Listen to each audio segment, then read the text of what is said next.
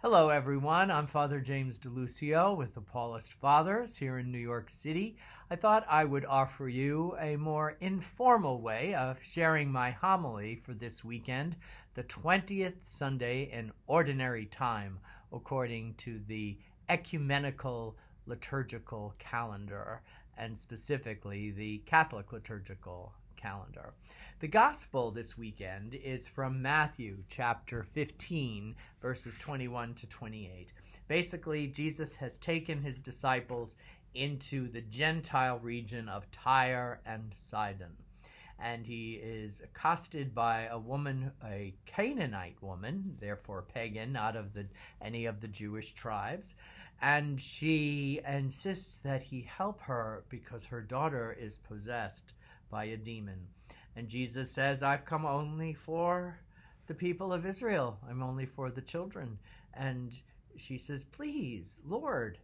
And then he says, look, I don't give the gifts of the bread for the children to the dogs. And she says, well, again, Lord, even the dogs eat the scraps that fall from their master's table. And Jesus says, woman, you have great faith. It will be done as you asked. And at that moment, her daughter was cured. It always seems odd, this one, and there's, of course, the parallel versions in Luke and Mark, and people say, what's going on? What's Jesus doing? Well, I'll tell you with this story, and then we'll come back to Jesus, and hopefully you'll see how it all connects. The story from the gospel brings up the issue of who's in and who's out as far as Jesus is concerned.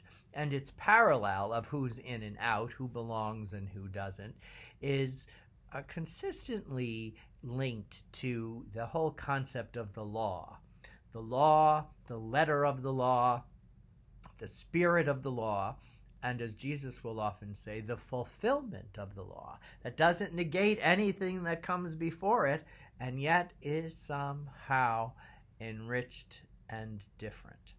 In terms of the law and the letters of the law, an ongoing controversy in our country and elsewhere is the issue of immigration. And people are all over the spectrum. Catholic people, Christian people, people of all other faiths and no faiths. There is that sense of the law is the law. There's also a sense that the law can be bent a little bit depending on the situation, a little more flexibility. So you have rigidity, you have some flexibility. Then you have the spirit of a law, and then you have the perspective that Jesus offers, the fulfillment of the law. So, to illustrate some of this dynamic, I'm going to share a story. I was in a parish that will say a parish in far, far away and long, long ago, but not too long ago, in a state where there was much, much controversy over immigration and immigration laws. There was a fellow, a very faithful Catholic, prayerful man, married with children, who really lent strongly on the letter of the law. A law is a law, whether it's the state law, the city law, a church law. That's it. That's it. You follow it and you belong. You don't, you're out. And in terms of the immigration issue, it's simple. You come here legally or you just stay home. Now, one day, he was coming out of the church in the middle of the afternoon. He was there just praying. And he saw that I was giving some grocery packages to a couple. And he came up to me and he said, Father, who's this couple? I don't recognize them as being in the parish. And he said then, are they immigrants? Are they here illegally? And I knew I did not want to answer the question right away. So I said, well, let me tell you a story. And so he looked at me pretty sternly and he said, somewhat ironically, Father, I like a good story. And so I told him that there was a small chain of hotels, not any of the major names hotels, nothing we would recognize, who had this, what they considered a brilliant idea. And this idea was that because their income was modest and their business small, they would offer their workers, that would be the maids, the housemaids, housekeeping, the maintenance people. They also had a small restaurant, so the chef and the waiters and the waitresses and the clerks, they would offer them these jobs, and their payment would be room and board at the hotel. So they'd have their room, their shower, and they'd have access to the dining room during off hours, and meals would be provided for them. And then they thought, well, they'd throw in a little stipend. Now, little, I don't know how little, but I know it wasn't much. But this sounded an awful lot like how the church takes care of us priests. Room and board and a little stipend, and off you go. So not a really unusual idea, but a little odd. At any rate, as it happened, no Americans or no fellow citizens in this particular city, they really didn't want anything to do with it. It wasn't so much that the room and board seemed unappealing. It was like the stipend was like they'd have no sense of liberty or independence. It almost felt like they would be indentured servants. So at any rate, nevertheless, the owners and managers of these small little groups of hotels decided, let's go to other countries. There are so many people who want to come to the United States. Let's offer them this deal. It'll seem like, a gift from the gods. And so that's exactly what they did. But to bring more incentive to this unusual work relationship, they said, we'll sponsor you for green cards here in the United States. So, as it so happened now, as I'm sharing with the gentleman parishioner, I said, the couple that you saw are part of this kind of experiment. And then, of course, came the question, are they here legally? And then I said, well, there's a little more to the story.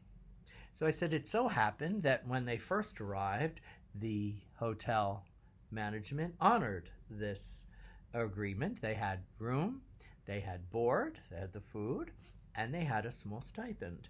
I said, but as the time went on, a few months later, they claimed they could no longer afford the stipend. So therefore, there was just room and board. And shortly afterward, they closed their restaurant. So alas, there's no food, no board, just room. And I said, and so that's how come they're coming for groceries. And then he said, well, why don't they just go back? Why don't they just go back to their country? And I said, well, they could. And then he said, interrupted, and he says, well, why don't they just report this? This seems like this is illegal. I said, well, they could. We could. But if they did it, the way the law is, they're not immune from deportation. If they brought up this injustice, they would automatically be identified for deportation as well. And I said, besides that, there are two reasons why they came to the country. I said the first was that there was a lot of tension and conflict. They were no longer welcomed by their families. It so happens that they are of two different religions, and neither the husband or the wife's family would accept them in any way whatsoever, and they found in their community they weren't really offered much work, not to really sustain themselves. And I said, and the second reason they wanted to come to the United States was they wanted to have children, and none of the doctors in their country were able to help them. And they hoped that the American doctors might give them a little more hope. So he thought about this, and he thought about this, and then he said, well, Father, I think I'd like to help them. I said, really? He said, yes. He said, let's see if we can get them some work. Oh, he said, but what about their green cards? And I said, well, alas, that too seemed to be a false promise. There was no sense of them getting green cards through this particular organization. So he said, all right then. And so he got a group of parishioners together, and they found some work for each of them, and a very, very small little apartment in a poor neighborhood, but that's what was available and affordable. And they, in time, introduced them to some of the doctors that were in the parish or in the nearby hospital network. And within 2 years, they had their first child. And then 2 years later, they had their second child. And meanwhile, they're known by many people. They became very involved in the parish. They were ever present at Sunday Mass and at various activities, helping out. And it just so happened that within 10 years, I think the 10th year, they finally were able to get their green cards. Very, very long process, legal process, and considerable amount of money, but they were able to earn it themselves. And now that I'm telling you this story, they have, for many years now, have been American citizens. So there we go. The letter of the law, bending the law, the fulfillment of the law. That's exactly what's going on here in the gospel. Jesus has literally taken the disciples into foreign territory, the realm of the pagans, and his statements, well, we don't help pagans, and they're not part of us, is the irony in Jesus' statement, because he's literally brought them to the area of the other, the outsider, those who don't belong. And his irony, well, I don't help, I only give food to the children of Israel, not to you. It's for the benefit of the disciples, because that's what they're thinking. And he wants them to be humbled by this woman's faith, to remind them that faith and basic human dignity is God's gift to everybody. Everybody, and we need to acknowledge that basic human dignity and hope is something that needs to be nurtured no matter what tribe you're from, what area of the country or of the world. And so I invited everyone with that thought to come to the Eucharist, because what is the Eucharist if not an extension of this scripture to say, here comes everybody, without qualification, without passports or Catholic identification cards, just to say that, here we are, all children of God. So that's my reflection. I hope it gave you something to chew on. What point on this spectrum of letter of the law and fulfillment of the law are you at? Because we're all at different points, different perspectives at different times in our lives. And has this story offered you any new ways of reevaluating where you are on this spectrum of here comes everybody? Thank you so much for joining me.